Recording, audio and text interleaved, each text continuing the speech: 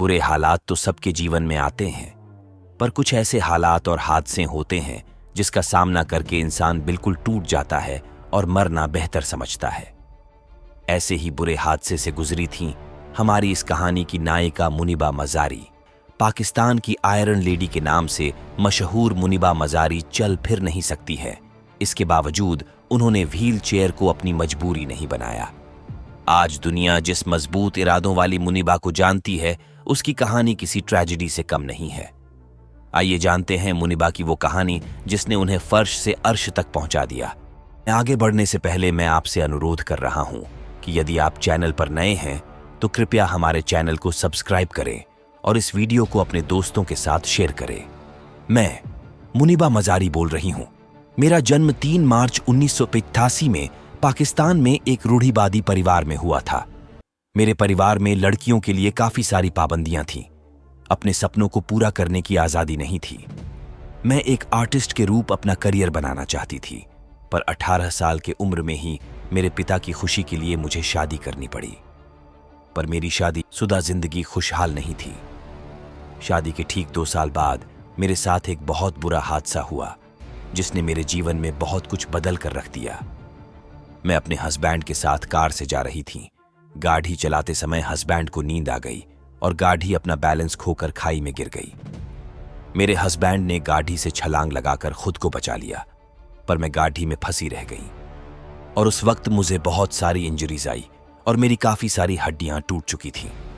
कुछ लोगों ने मुझे गाड़ी से बाहर निकाला और हॉस्पिटल ले गए।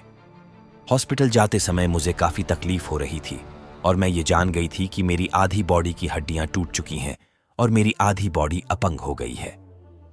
करीब 2.5 महीने तक मेरा हॉस्पिटल में उनका इलाज चला और कई छोटे बड़े ऑपरेशन हुए। मेरा लीवर और लंग्स काफी हद तक खराब हो चुके थे। मुझे सांस लेने में तकलीफ हो रही थी। रीढ़ की हड्डियों में चोट लगने की वजह से मेरा निचला शरीर का हिस्सा अपंग हो गया था और मैं अपने पैरों पे खड़ी नहीं हो पा रही थी। इतने सारे दुख और कष्ट को देख देख कर मैं बिल्कुल हताश हो गई थी और अपनी मां से पूछ रही थी, इतना बुरा मेरे साथ क्यों हो रहा है? आखिर भगवान ने मुझे जिंदा क्यों रखा है? तब मेरी मां ने मुझे हिम्मत दिया और कहा, इसके पीछे रब की कुछ मर्जी होगी जो तुम अभी समझ नहीं पा रही हो। हॉस्पिटल के बिस्तर पे पड़े पड़े मैं उन बेजान दीवारों को देखकर उकता गई और अपने भाई से कुछ रंग लाने को बोली और उसी हालत में हिम्मत करके मैंने एक खूबसूरत सी पेंटिंग बना डाली। हॉस्पिटल से डिस्चार्ज होने के बाद मैं जब घर आई तब मेरी हालत काफी खराब थी। बहुत सारे इंजरीज की वजह से मैं बैठने लायक नहीं थी। डॉक्टर ने मुझे बेड रेस्ट के लिए बोल दिया था। उसी दौरान मैंने फैसला किया कि मैं अब इतनी लाचार जिंदगी नहीं जीऊंगी। अब से मैं एक बेहतर जिंदगी की शुरुआत करूंगी। पहले मैंने हिम्मत करके मेरे सारे डरों को लिख लिया और एक एक करके सबका सामना करना शुरू किया।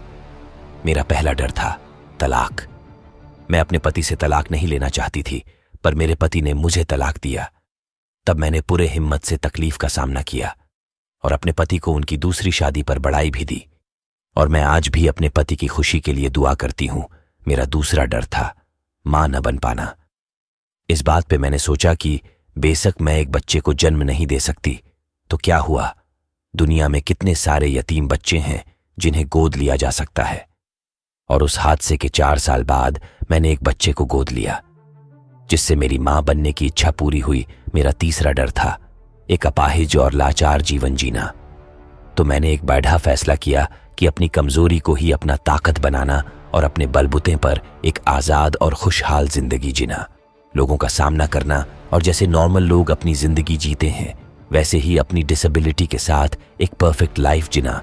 मैंने अपने जीवन की शुरुआत आर्टिस्ट के रूप में की और एक कामयाब आर्टिस्ट बनी। मैं एक गायिका भी हूं। पाकिस्तान नेशनल टेलीविजन में एक एंकर के रूप में शामिल हूं।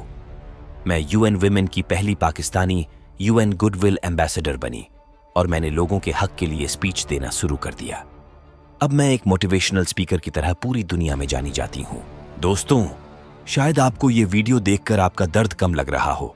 मेरे आपसे विनती है, अगर आपको ये वीडियो पसंद आया है तो इस वीडियो को ज्यादा से ज्यादा शेयर करें और ऐसे ही वीडियो देखने के लिए हमारे चैनल के पर बने रहे।